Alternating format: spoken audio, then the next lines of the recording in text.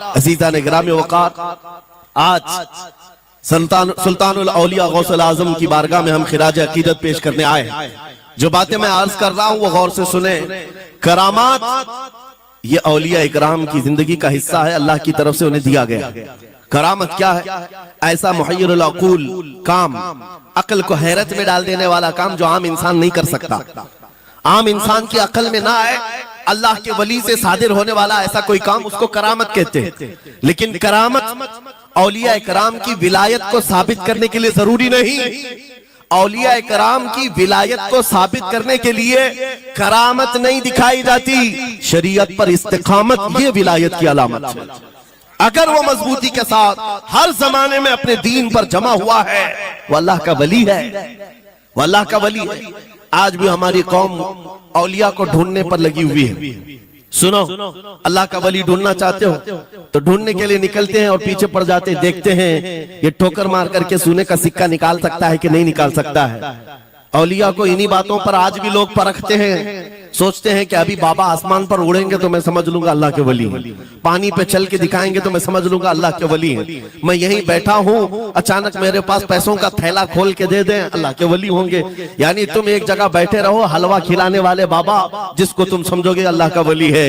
मेरे अजीजों, ये जो चीजें तुम समझ बैठे हो अल्लाह के वली के लिए, ये जरूरी नहीं, बल्कि ये देखो कि वो नबी पाक की शरीयत पर कितना कायम है, मेरे नबी के रास्ते पर कितनी मजबूती से जमा हुआ है। मैं आपको पूछता हूं, सैयदुश शुहदा इमाम अली मकाम इमाम हुसैन आजम से बढ़कर अल्लाह का वली कौन? अल्लाह का वली कौन है? सारे औलिया इकराम की निस्बत वहां जाकर खत्म होती है।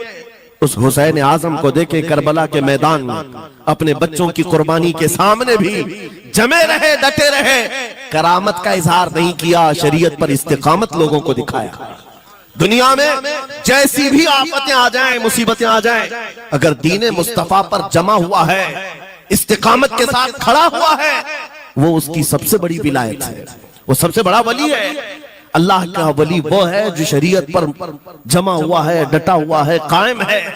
और करामात औलिया इकराम की जिंदगी का एक छोटा हिस्सा है, छोटा हिस्सा है, और इस्तिकामत ये बहुत बड़ा हिस्सा है। जमे रह जाना किसी बात पर, खौफ ना खाना बातिल ताकतों से, न डरना इन जालिमों से, ये औलिया इकराम की जिंदगी का खास वतीरा है। आज हम सबको जिस चीज की जरूरत है वो करामत की नहीं, इस्तिकामत। करामतें सुनते भी आया, अब करामत से आप ये समझते हैं कि काया पलट जानी चाहिए। लोग आज मजाक भी करते हैं, कुछ वो मॉडर्न ख्याल के डॉक्टरों और प्रोफेसरों के लेक्चर सुनकर के पागल जो हो चुके सोशल मीडिया पर, वो भोंकते हैं करामात औलिया पर। क्या अब करामात क्यों नहीं दिखाते अल्लाह के औलिया? ये जो हालात बदले हुए हैं, इन हालात में इनकी करामतों से जमीन क्यों नहीं पलट जाती, जालिमों के मुंह में कीड़े क्यों नहीं पड़ जाते?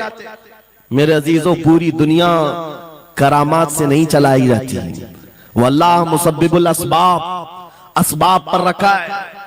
एक मशहूर जमाना बुजुर्ग हजरत मोहम्मद जाम रहमतुल्लाह अलैह बगदाद हलाकू के जमाने के थे, हलाकू बादशाह जिसने बस्तियों की बस्तियां वीरान कर डाली और इतने कत्ल कर दिया था जहां से गुजरता था इंसानों की खोपड़ियां।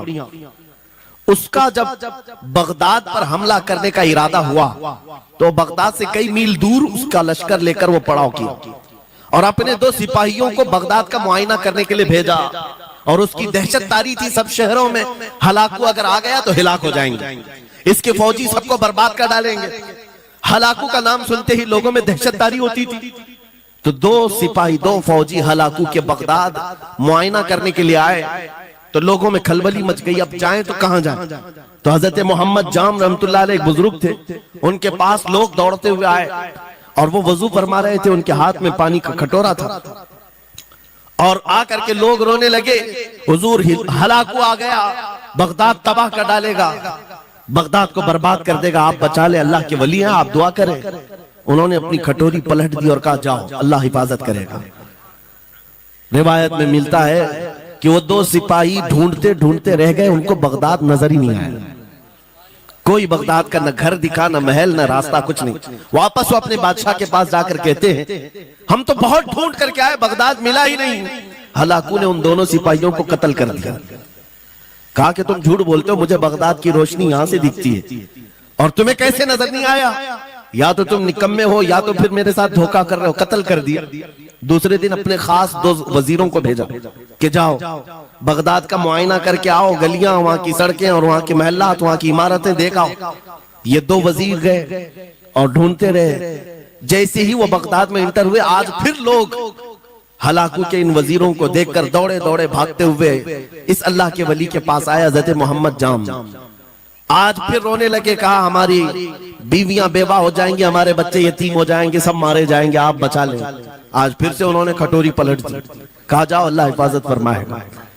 अल्लाह वालों का ये तसर्रुफ है, ये करामात है। वो चाहे तो पूरे लोगों को पोशीदा कर दे जालिमों की नजर से। दूसरे दिन वो वजीर भी ढूंढते रह गए, उनको भी बगदाद नजर नहीं आया। वापस गए। बादशाह के वो बड़े मोतमद लोग थे। कहा कि हम भी गए लेकिन हमको बगदाद नजर नहीं आई। हलाकू को बड़ा ताज्जुब हुआ, ऐसा कैसे हो सकता है? लोकेशन बिल्कुल सही है, हम सामने चंद मील के फासले पर है और इनको बगदाद नजर क्यों नहीं आता? तीसरे दिन उसने कहा कि अब किसी मुआयने की जरूरत नहीं, कोई जायजा लेने की जरूरत नहीं, हम डायरेक्ट जाते हैं। फौज को तैयार करो। पूरी फौज को लेकर के जब तैयार होकर वो बगदाद के सरहद पर आकर खड़ा हो गया, उसकी जंग का बिगल बजा और तबाही के आवाजें आने लगी, तो आज लोग फिर दौड़ते हुए हजरत मोहम्मद जाम के पास आए और उनसे रो रो कर गिड़गिड़ाने लगे। कहा आज तो आफत आ गई, बड़ी बला आ गई। तवज्जो से सुनना मेरे अजीजों, आज आप अगर ना बचाएं तो सब तबाह हो जाएंगे, बर्बाद हो जाएंगे। आज आप अपनी कटोरी उठा रहे थे, उन्हें गैब से निदा आई, ए मेरे महबूब बंदे, कब तक तुम अपनी कटोरी उठाकर इनको बचाते रहोगे? इनको मोहलत दी गई थी अपने अमाल दुरुस्त करने की, ना इन्होंने तौबा किया, ना अपने अमाल दुरुस्त किए। इनको इनके हाल पर छोड़ दो। अल्लाह के वलियों को हुक्म होता है अल्लाह का, अब इन्हें न बचाया जाए तो जाहिर सी बात है वो हुक्म इलाही के पाबंद है। उन्होंने वो कटोरी छोड़ दी। फिर हलाकू दाखिल हुआ बगदाद में और ऐसी तबाही मचाई थी कि पूरे बगदाद की सड़कों में सिर्फ खून ही खून था। तबाह बर्बाद कर दिया, ईंट से ईंट बजा डाली। इस वाक़े को मैंने पढ़ा, उसके बाद ये महसूस हुआ अल्लाह के औलिया इकराम मदद जरूर करते हैं, लेकिन एक वक्त तक, जब वो वक्त आ जाए अल्लाह की तरफ से मना हो जाए कि ये कौम बड़ी सरकश है, अब इनकी मदद ना की जाए, तो फिर ये हाथ उठा लिया करते हैं और इनको हालात पर छोड़ दिया जाता है। अजीज़ान गिरामी वक़ार, औलिया कामिलीन की करामतों पर भौंकने वालों से भी मैं यही कहूंगा, वो चाहे तो पल भर में हालात हमारे बदल दें, चाहे तो जमीन को उलट पलट दें, लेकिन वो अल्लाह के हुक्म के पाबंद होते हैं। और लोगों के लिए ये बात है, नसीहत है कि जब ऐसे हालात आ जाएं, आप इधर उधर भागने की बजाय पहले अपने दिल की तरफ देखें, कहीं मेरे गुनाहों से दिल के धब्बे बढ़ तो नहीं गए, मेरा दिल सियाह तो नहीं हो गया। सच बताओ मेरे अजीजों, इतने सख्त हालात के बाद कितने लोगों को ऐसी तौफीक हुई कि रात का अंधेरा छा गया हो और तौबा करने का जज्बा बढ़ गया हो, रात के वक्त बैठ करके रोने लग गया हो। फिलिस्तीन के गज्जा के उन मुसलमानों की हालत सार को देखकर रूह अगर तड़पती है और तुम अपने अमाल की सेहत और दुरुस्तगी के लिए तौबा कर ले जाते हो, ये बहुत बड़ी नेमत है अल्लाह की। फिर तुम्हें किसी करामत के ज़हूर की जरूरत नहीं, तुम्हारा बदलना ही दुनिया के हालात को बदल देगा, सब बदल जाएगा।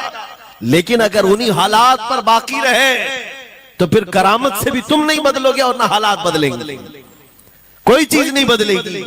इन्नल्लाह ला युगय्यिरु मा बिकौमिन हत्ता युगय्यिरु मा बिअनफुसिहिम।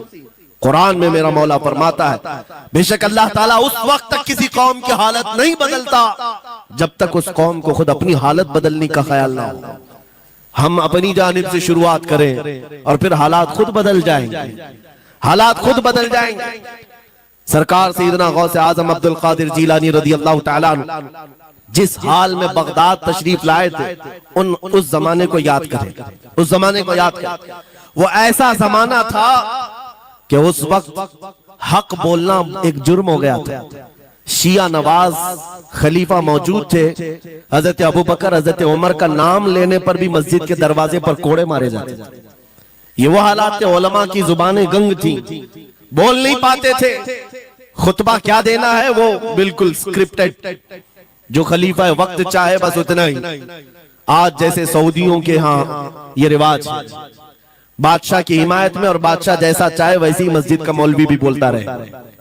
शरीयत क्या कह रही है, मेरे मुस्तफा करीम सल्लल्लाहु ताला अलैहि वसल्लम की तालीमात क्या कह रही है, इससे क्या सरोकार, बस उतनी बातें करो जितनी उनके बादशाह की हिमायत की। ये दौर गौसे आजम के जमाने का भी था। उस वक्त हक बोलना एक बहुत बड़ा जुर्म था, उलमा को कोड़े मारे जाते थे। आपको पता है उसी बगदाद में सिर्फ एक हक बात का ऐलान करने की वजह से इमाम अहमद बिन हंबल को 300 कोड़े मारे गए थे। उनकी पीठ झुक गई थी, उनकी रीढ़ की हड्डी टेढ़ी हो गई थी। कोड़ा किसको कहते हैं, कोई रस्सी को नहीं, चमड़े का वो बेल्ट जिससे वो मारते थे तो जिस्म की चमड़ी लग करके आ जाती थी। 100 कोड़े में तो आदमी मर जाता था, कोई बच गया। 300 कोड़े खाए उस इमाम की बात कर रहा हूं जिसको मेरे नबी की 5 लाख हदीसें याद थी। वो इमाम अहमद बिन हंबल इतने बड़े इमाम अल हदीस कोड़े खाते थे तो किस बात पर, सिर्फ हक बात का ऐलान बरसरे पैकार करते थे, सबके सामने करते थे। उन्होंने कोई बादशाह की रू रियायत नहीं की। उन्होंने ये नहीं देखा कि ये क्या चाहते हैं, बल्कि हमेशा ये देखा कि मेरे नबी की शरीयत क्या चाहती है। मेरे अजीजों, यही बड़ी करामत है। गौसे आजम की बड़ी करामतों में से करामत यह है, उस जमाने में आप बगदाद तशरीफ लाए जब हालात ऐसे थे कि हक बोलना दुश्वार था, और आप जब मस्जिद के मिंबर पर खड़े होकर ऐलान करने लग गए, हैबत ऐसी तारी थी कि कोई आपको रोक ना सका, और आपकी ये हक्कानियत की तबलीग फैलती गई। शुरू में 10 लोग, फिर 20 लोग, फिर 100-200, फिर 1000-2000। गौसे आजम ने चंद महीनों में जो खुतबात दिए, आपके खुतबात का आलम यह था कि फिर 70,000 का मजमा बराबर सुनने के लिए आया करता। और गौसे आजम का ये खुतबा एक नहीं, हजारों खुतबात हैं। जब आप खुतबा देते थे, एक बात याद रखें, जुबान अगर पाक हो और अल्लाह की नबी पाक की शरीयत ताहिरा बोलती हो, उस जुबान में बला का असर होता है, अल्लाह करीम की तरफ से असर डाला जाता है। हक बात अगर बुलंद आवाज से कहो, ये मत देखो कि मैं कौन हूं, ये देखो कि कलाम किसका है। अल्लाह करीम लोगों के दिलों पर बात डालता है। गौसे आजम की जुबान से निकले हुए कलमा ऐसे हुआ करते, मजमा खत्म होने से पहले पता नहीं कितनों की तो लाशें उठाई जाती थी, कितने तो वहां बेहोश हो जाते। किस बात पर? इतना असर करता दिल पर कि लोग कपड़े फाड़ लेते थे। खुतबे के अंदर, बयान के अंदर ऐसा असर होता कि लोग बैठे बैठे मदहोश हो जाते, कोई जोश हाल में कपड़े फाड़ डालते। रिवायात में बताया गया कोई एक मजमा भी ऐसा नहीं जिसमें हुजूर गौसे पाक की तकरीर के बाद जनाजा ना उठाया गया। हर खिताबत के बाद, और बोलते क्या थे, हैरत की बात है मेरे अजीजों। आज बाज लोग ये कहते हैं, हम भी बहुत सारी चीजें बयान कर रहे हैं, मैं अपने लिए भी नसीहत और सारे उलमा के लिए भी कहता हूं, लोगों के पल्ले नहीं पड़ती, लोगों के कानों में नहीं जाती। ये जुमा में आते हैं, सोते रहते हैं, जब इमाम खड़ा होता है नमाज के लिए तो ये झटका लेकर के खड़े होते हैं, बयान यूं ही चला जाता है। मेरे अजीजों, 2 चीजों की पाबंदी जरूरी है। मैंने पढ़ा था इमाम अहमद बिन हंबल नहीं, हजरत सुफियान सौरी रज़ी अल्लाह ताला, हजरत सुफियान सौरी नसीहत कर रहे थे, और जब वो नसीहत करते तो लोग रो पड़ते थे, आखिरत को याद करते, कब्र की होलनाकियों का तज़किरा करते तो लोग रोने लगते थे। एक बंदा था, वो मजलिस में आया करता और खामोश बैठता, और उस पर कुछ भी असर नहीं। एक दिन उसने पकड़ करके पूछा हजरत सुफियान से, आप जब बयान करते तो लोग धारे मार मार कर रोते हैं, मुझे तो कुछ नहीं होता, मैं तो ऐसे ही बैठा रहता हूं। आपने क्या फरमाया? आपने ये नहीं फरमाया कि तू बदतमीज है, तू बदमाश है, तू बद अमल है। फरमाया 2 में से एक खराबी हो सकती है, या मेरा दिल खराब होगा या तेरा दिल खराब होगा, इसलिए कि मैं बात रसूलुल्लाह की कर रहा हूं, इसमें असर तो होगा ही। दो में से कोई एक खराब होगा, ये नहीं फरमाया कि तू ही खराब। यहां पर हमारे लिए नसीहत है, बोलने वाली जुबान पाक हो और लुकमा हलाल का जाता हो, अल्लाह असर जरूर पैदा फरमाता है। सरकार गौसे पाक रदी अल्लाह ताला अन्हु मिंबर पर खड़े होकर बयान कर रहे हैं। क्या बयान कर रहे हैं? सुने। एक दिन आप हजरत अब्दुल जब्बार को बैठाए अपने बेटे को, वो बयान करते रहे। उसके बाद उतर कर क्या कहा, अब्बा जान आप जो बयान करते हैं उसमें जो रिक्कत तारी होती है वो मेरे बयान में नहीं होती, आप बयान करें। गौसे पाक मिंबर पर खड़े हो गए और सुनो, 70,000 का मजमा है। गौसे पाक की तकरीर क्या है? डायरेक्ट शुरू फरमाते गौसे पाक, ऐ लोगों मेरे घर में आज एक बड़ा हादसा हो गया। अपने घर का वाकया बयान कर रहे, मेरे घर में आज एक अजीब हादसा हो गया। अब्दुल जब्बार की माँ यानी अपनी बीवी के बारे में कह रहे हैं, उनके बेटे हजरत अब्दुल जब्बार कहते हैं, अब्दुल जब्बार की माँ मेरे लिए दही मट्टी की हांडी में जमा कर रखी हुई थी, एक छीके से लटकाई हुई। गर्मियों के दिन थे, आज मेरी भी ख्वाहिश थी दही खाने की। मैं घर पहुंचा दोपहर के वक्त, दही की हांडी मेरी बीवी ने उठा करके दस्तरखान पर रखा था। मेरे पहुंचने से पहले ही एक बिल्ला आया घर में और पांव से झपटा मारा, वो दही का मटका गिर गया, टूट गया और दही पूरा जमीन पर बह गया।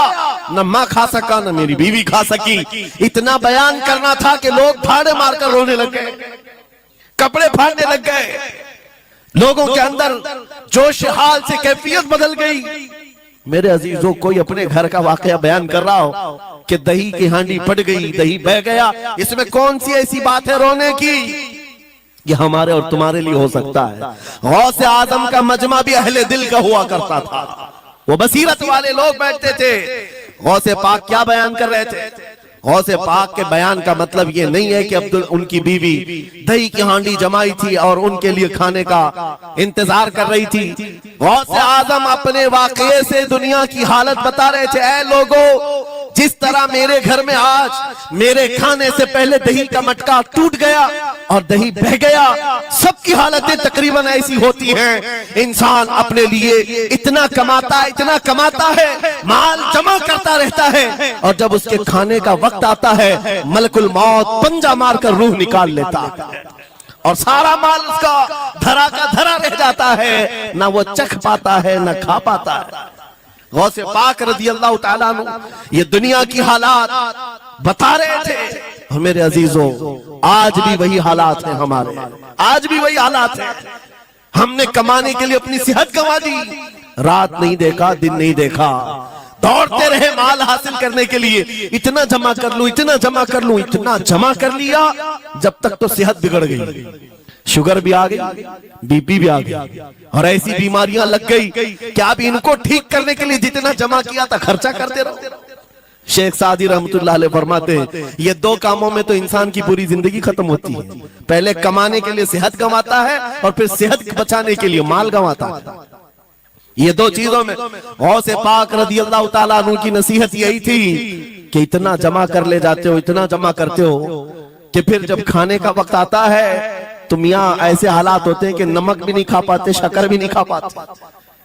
दूसरी बातें तो छोड़ो, शुगर वाले शक्कर नहीं चख पाते, बीपी वाले नमक नहीं चख पाते। अरे ये बड़ी छोटी चीजें हैं और माल देखो तो करोड़ों का है, अरबों का है, अरबों का माल पड़ा हुआ है, नमक नहीं चख पाते, शक्कर नहीं खा पाते। किसके लिए जमा किया था? और थोड़ी और बड़ी बीमारी हो गई तो पानी भी नहीं पी पाते, डायलिसिस चल रहा है, किडनी खराब है। कितने ऐसे लोग मिलते हैं आज, कितने ऐसे हैं जिन्होंने साफ मुझसे कहा कि डॉक्टर ने पूरा गिन करके कहा है कि पूरे दिन भर में जो है एक ढक्कन से पानी पीना, बोतल का जो ढक्कन होता है उस ढक्कन से बस बूंद बूंद चखते रहना, पानी ही ना पियो, इसलिए कि किडनी काम नहीं करती। ये दुनिया है मेरे अजीजों। हमने अपनी सेहत गंवा दी, पूरी की पूरी सेहत गंवा दी इसको हासिल करने के लिए।